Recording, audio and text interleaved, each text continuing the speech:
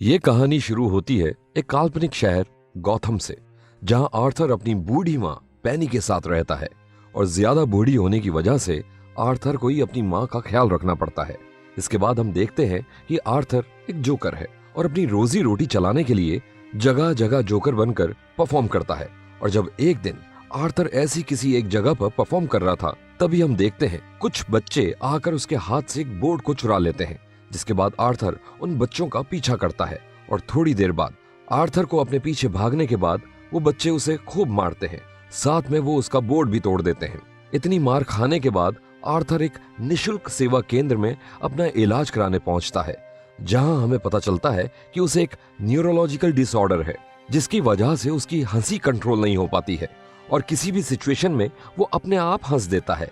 और इसी डिसऑर्डर का इलाज कराने वो उस सेवा केंद्र में जाता है, क्योंकि वहां उसे सारी दवाइयां फ्री में मिल जाती हैं। अपनी दवाई लेकर आर्थर अपने घर पहुंचता है, जहां हम देखते हैं पैसों के मामले में उसके घर की हालत ठीक नहीं है। और ये हाल सिर्फ आर्थर का ही नहीं, बल्कि इस चीज से गौतम शहर के ज्यादातर लोग परेशान हैं। इसके बाद हमें पता चलता है कि आर्थर की माँ पेनी ने अपनी जिंदगी के काफी साल उस शहर के सबसे रईस इंसान थॉमस वेन के घर काम किया था, और इसी वजह से पेनी थॉमस वेन को बार बार लेटर लिखा करती थी, ताकि वो उन्हें उनकी तकलीफों से बाहर निकालने में उनकी कुछ मदद करे। लेकिन पेनी के एक भी लेटर का जवाब उसे आज तक नहीं मिला था। इसके बाद हम देखते हैं कि गौतम शहर में एक लाइव टीवी शो आता है, जो कि पूरे गौतम शहर में बहुत पॉपुलर है। और इस शो में लीड है मरी फ्रैंकलिन, जिन्हें आर्थर भी बहुत पसंद करता है। और इसी वजह से आर्थर एक बार इस शो में भी गया था, जहां वो पहली बार अपने आइडल मरी से मिल पाया था। इसके बाद अगले दिन की सुबह होती है और हम देखते हैं कि आर्थर ऑफिस में अपने सारे कलीग्स के साथ काम पर जाने के लिए तैयार हो रहा है कि तभी वहां उसका एक कलीग रेंडल उसे आकर सेल्फ डिफेंस के लिए एक गन देता है, क्योंकि उसे पता था कि उन बच्चों ने उसके साथ क्या किया था। इसके बाद आर्थर अपने बॉस से मिलने जाता है, जहां उसका बॉस उसे वो बोर्ड लाने को कहता है, जो बोर्ड उन बच्चों ने आर्थर से छीनकर तोड़ दिया था। और अगर आर्थर वो बोर्ड वापस नहीं ला पाया तो उसके पैसे उसकी सैलरी से ही कटेंगे। ये बात सुनकर आर्थर बहुत गुस्सा हो जाता है और अपना काम खत्म करने के बाद आर्थर अपने अपार्टमेंट में जाता है, जहां जाते जाते उसे एक सिंगल मदर सोफी मिलती है, जो उसके साथ वाले अपार्टमेंट में ही नई नई शिफ्ट हुई थी। अब रात को आर्थर अपनी नई नई गन से खेल रहा था, तभी मजाक मजाक में उससे अपने घर में ही गोली चल जाती है, जिससे वो बहुत डर जाता है। इसके बाद हम देखते हैं कि आर्थर सोफी का पीछा करता है और जहां जहां वो जाती है वो उसके पीछे पीछे जाता है। जिसके बाद उसी रात को सोफी उसके अपार्टमेंट में उससे मिलने आती है, जहां वो उससे पूछती है कि क्या वो आज उसका पीछा कर रहा था, जिसके जवाब में आर्थर उसे सब कुछ सच सच बता देता है। और यहां से उन दोनों की बातें होना शुरू हो जाती हैं। जिसके बाद आर्थर उसे अपने स्टैंड अप कॉमेडी शो के लिए इनवाइट करता है। इसके बाद अगले दिन की सुबह होती है और हम देखते हैं कि आर्थर एक हॉस्पिटल में बच्चों के लिए परफॉर्म कर रहा था कि तभी वहां परफॉर्म करते करते उसकी पैंट से वो गन बाहर गिर जाती है और वहां मौजूद सभी लोग उस गन को देख लेते हैं। लेकिन आर्थर के बॉस को ये बात बिल्कुल पसंद नहीं आती है, जहां वो आर्थर को बताता है कि रेंडल ने उसे बताया कि उसने वो गन रेंडल से पिछले हफ्ते ही खरीदी है।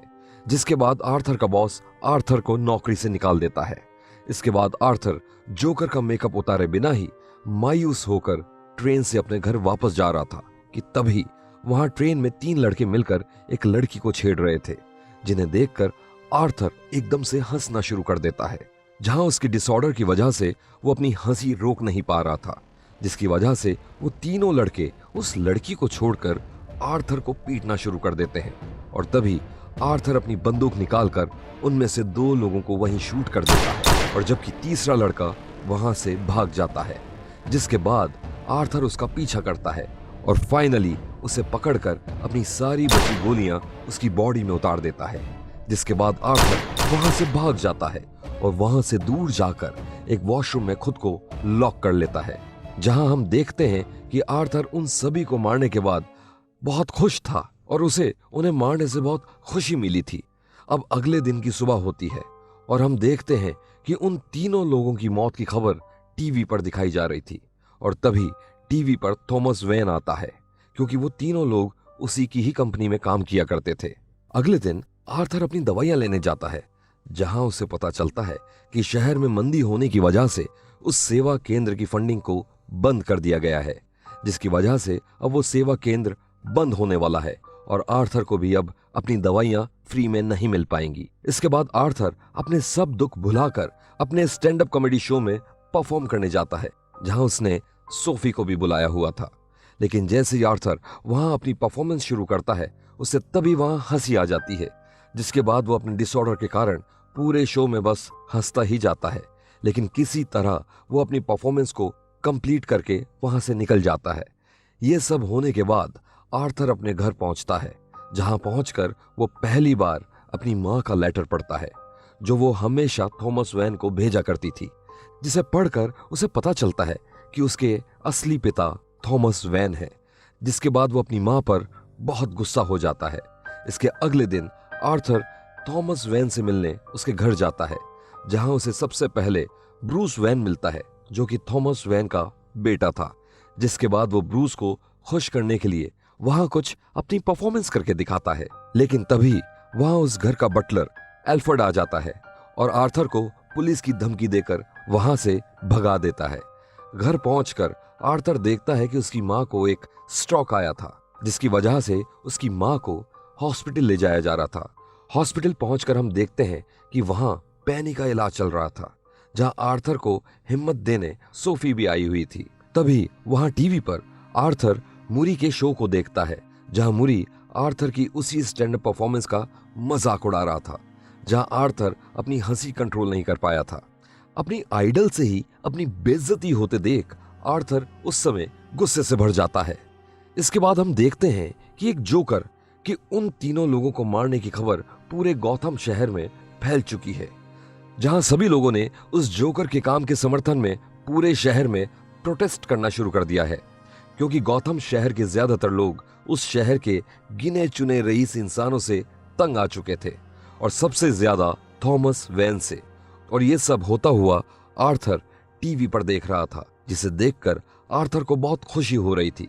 इसके बाद आर्थर एक मूवी थिएटर के बाहर पहुंचता है, जहां बहुत सारे लोग जोकर के मास्क डालकर प्रोटेस्ट कर रहे थे, क्योंकि उस थिएटर में गॉथम शहर के ज्यादातर अमीर इंसान मौजूद थे, जिनमें से एक थॉमस वेन भी था।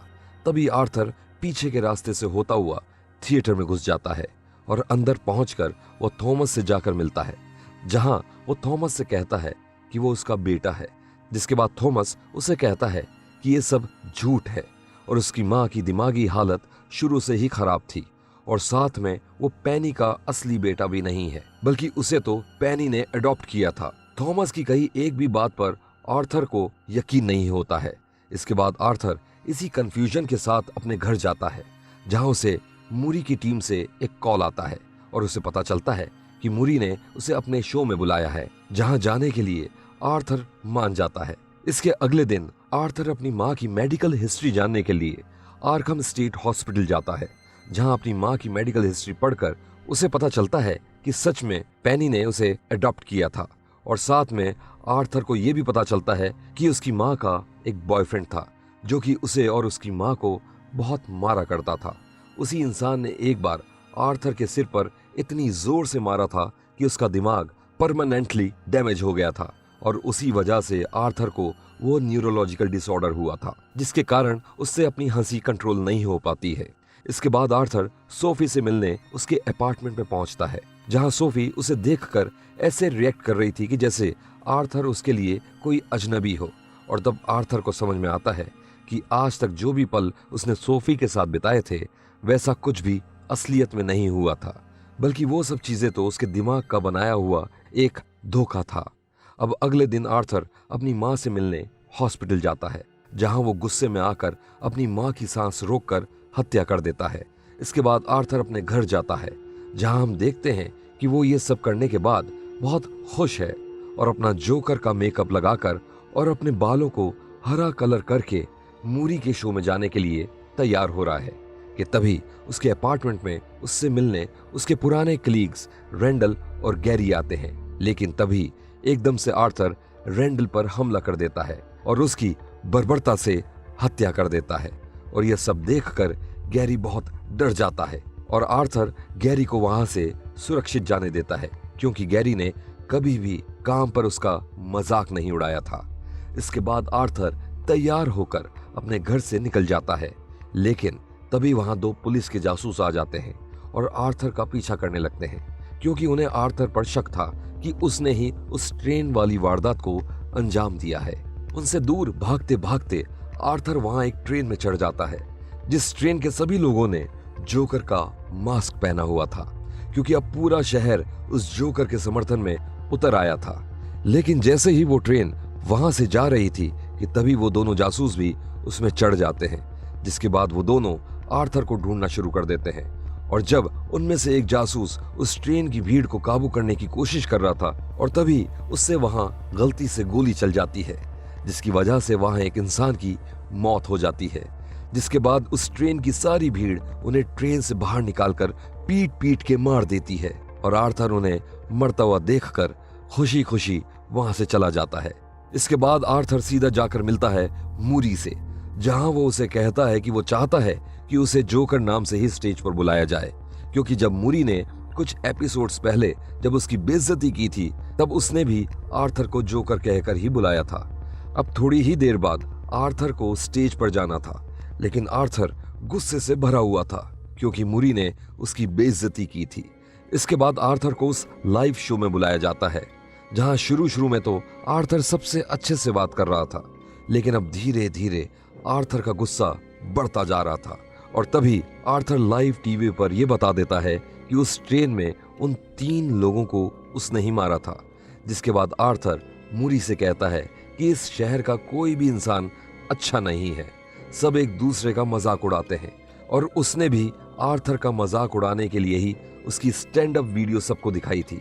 और यही नहीं, बल्कि आज उसने आर्थर को अपने शो पर भी इसीलिए ही बुलाया है, क्योंकि वो उसका फिर से मजाक उड़ाना चाहता है। और जब आखिर में मूरी आर्थर को पुलिस बुलाने की धमकी देता है, तभी आर्थर उसे उसी के लाइव शो के बीच में ही गोली मार देता है, जिसकी वजह से मूरी की ऑन द स्पॉट मौत हो जाती है। और अब उस स्टूडियो में अफरा तफरी हो जाती है और सब लोग इधर उधर भागना शुरू कर देते हैं, क्योंकि ये शो लाइव हो रहा था। तो कुछ ही समय में ये बात पूरे गौथम शहर में पता चल जाती है, जिसके थोड़ी ही देर बाद पुलिस आर्थर को वहां से ले जाती है। अब आर्थर को पुलिस अपनी गाड़ी में पकड़कर ले जा रही थी, और तभी रास्ते में आर्थर देखता है कि उसके बारे में जानने के बाद पूरे शहर में दंगे फैल चुके हैं। लोग दुकानें लूट रहे हैं, पब्लिक प्रॉपर्टी को आग लगा रही है, और हर जगह बर्बादी ही बर्बादी हो रही है। लेकिन ये सब देखकर आर्थर को बहुत खुशी मिल रही थी। और तभी एक एम्बुलेंस आकर आर्थर की कार को टक्कर मार देती है, जिसके बाद कुछ लोग आकर आर्थर को बेहोशी की हालत में उस गाड़ी से बाहर निकालते हैं, और सारी भीड़ आर्थर की कार को चारों तरफ से घेर लेती है। वहीं दूसरी तरफ हम देखते हैं कि थॉमस वैन अपनी पत्नी और अपने बेटे के साथ शहर से जा ही रहा था कि तभी एक दंगाई उसे और उसकी पत्नी को गोली मारकर उनकी हत्या कर देता है। और अब थॉमस का बेटा ब्रूस वहीं खड़े खड़े अपने माता पिता को मरते हुए देख रहा है। और ये ब्रूस वैन और कोई नहीं बल्कि वही इंसान है जो आगे चलकर बैटमैन बनने वाला था, जिसका सबसे बड़ा दुश्मन और कोई नहीं बल्कि आर्थर, या कहें जोकर ही होने वाला था। दूसरी ओर आर्थर अपनी बेहोशी से जागता है, जहां वो देखता है कि सारी भीड़ उसका सपोर्ट कर रही है, जिसके बाद वो वहीं खुशी से डांस करना शुरू कर देता है। और तब वो इंसान आर्थर से उस खतरनाक अपराधी जोकर में बदल जाता है। फिल्म के आखिर में हम देखते हैं कि आर्थर आर्खम हॉस्पिटल में मौजूद है, जहां उसकी थेरेपी सेशन चल रही थी, और वो उस थेरेपिस्ट के सामने हमेशा की तरह बस हंसता ही जा रहा है। और तभी हम देखते हैं कि आर्थर उस थेरेपिस्ट की भी हत्या करके वहां से भाग जाता है। तो ये थी जोकर फिल्म की सारी कहानी। आपको ये कहानी कैसी लगी हमें कमेंट्स में जरूर बताइएगा।